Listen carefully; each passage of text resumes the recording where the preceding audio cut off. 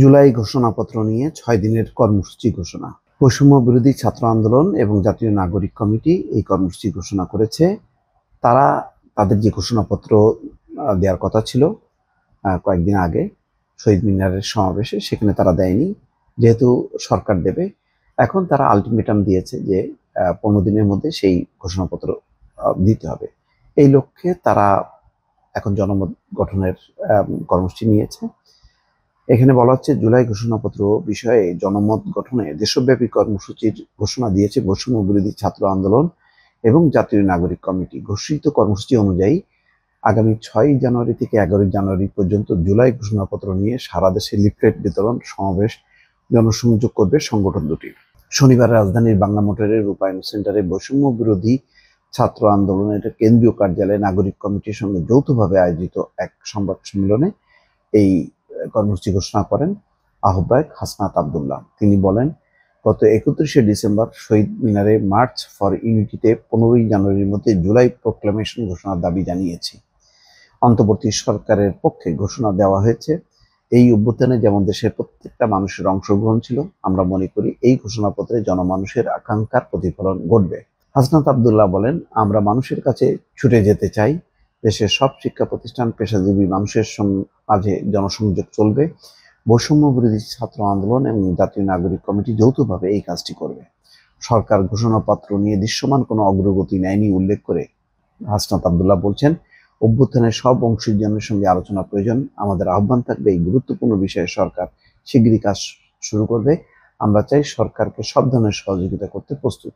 ফ্যাসিবাদ সরকার সব মানুষের ত্রুটি চেপে ধরেছিল। আমরা প্রান্তিক পর্যায়ে মানুষের কাছে ছুটে যেতে চাই। যাক, নাগরিক কমিটি নাসরুদ্দিন পাটোয়ারি ছিলেন আহ্বায়ক, অন্যান্য বাকি নেতারাও ছিলেন। এখন প্রশ্ন হচ্ছে যে ইতিমধ্যে এই বিষয়ে একটা নেগেটিভ পরিস্থিতি তৈরি হয়েছে। বিএনপি ভালোভাবে নেয়নি, অন্যান্য রাজনৈতিক দলও নেয়নি। বিশেষ করে যখন তারা বলেছে যে মুজিববাদী ৭২-এর সংবিধান কবর দেওয়া হবে, জাতীয় রাজনীতিতে আওয়ামী লীগকে অপ্রাসঙ্গিক করা হবে। অপ্রাসঙ্গিক বলতে তারা কি নিষিদ্ধ নাকি কি, বিষয়টা পরিষ্কার না।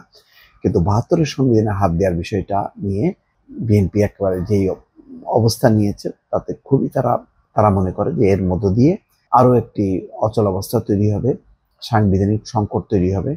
বর্তমান সরকার যে যারা ক্ষমতা আছেন তাদেরও বৈধতা নিয়ে একটা প্রশ্ন উঠবে। সবচেয়ে বড় কথা হলো, স্বাধীনতা মুক্তিযুদ্ধকে অস্বীকার করা হবে। এই ৭২-এর সংবিধান যদি পুরোপুরি বাতিল করা হয়, তাহলে এই ধারাবাহিকতা থাকছে না। এবং অনেকের ধারণা যে এর নেপথ্যে হয়তো জামাত কলকাঠি নাড়ছে, যে পরোক্ষভাবে তাদের একটা জয়, যে ৭২-এর সংবিধান বাতিলের মধ্য দিয়ে পুরো মুক্তিযুদ্ধকে অস্বীকার করা। এরকম একটি পরিস্থিতি নিয়ে রাজনৈতিক দলগুলোর মধ্যে উদ্বেগ, উৎকণ্ঠা, সন্দেহ, অবিশ্বাস, যেটি কিন্তু এখনো শেষ হয়নি। তবে বৈষম্য বিরোধী ছাত্র আন্দোলন, যেহেতু সরকার বলেছে তারা ঘোষণা দেবে, এই ঘোষণার পর কিন্তু তারা কিছুটা পিছিয়ে এসছে এবং বিরোধী দলের আপত্তির মুখে তারাও আর বিষয়টি বুঝতে পারছে যে যেভাবে তারা বলতে চাইছে সেইভাবে রেসপন্সটা আসবে না। তো সুতরাং এখন তারা জনসংযোগ করবে। একটা লম্বা কর্মসূচির মধ্যে তারা গেল এবং সরকারের পক্ষেও হয়তো ১৫ দিনের যতই আলটিমেটাম দেওয়া হোক না কেন, হয়তো ১৫ দিনের মধ্যে সম্ভব না। এবং সংস্কার কমিশনের রিপোর্টগুলি আসার পর, আলাপ আলোচনার পর হয়তো একটা যৌথ ঘোষণা আসতে পারে। তার আগে বৈষম্য বিরোধী ছাত্র আন্দোলন বা নাগরিক কমিটির চাপে সরকার কিছু করবে, সেটা করতে গেলেও বিপদ। তখন মনে করবে অনেকে যে এদের সাথে বোধহয় সরকারের একটা আঁতাত আছে। ফলে সরকার একটা সংকটের মধ্যে পড়েছে এই বৈষম্য বিরোধী আন্দোলন এবং নাগরিক কমিটির তৎপরতার মধ্যে। কেননা তাদের কেউ কেউ আছেন সরকারে, ফলে এমনিতেই তাদের সঙ্গে এদের একটা সংশ্লিষ্টতা নিয়ে রাজনৈতিকভাবে গুঞ্জন আছে। ফলে এখন যদি তাদের কথা অনুযায়ী ১৫ দিনের মধ্যে তারা ঘোষণা করতে যায়, তাহলে সরকারের সাথে রাজনৈতিক দলগুলোর মধ্যে দূরত্ব তৈরি হবে। ফলে একটা বেশ জটিল পরিস্থিতি। এই পরিস্থিতি কিভাবে উত্তরণ ঘটানো যাবে, বিএনপি এবং অন্যান্য রাজনৈতিক দল যদি এগিয়ে এসে এটার একটা সমাধান করে, তাহলে হয়তো বিষয়টা সহজ হবে। দর্শক ভালো থাকবেন। আল্লাহ হাফেজ।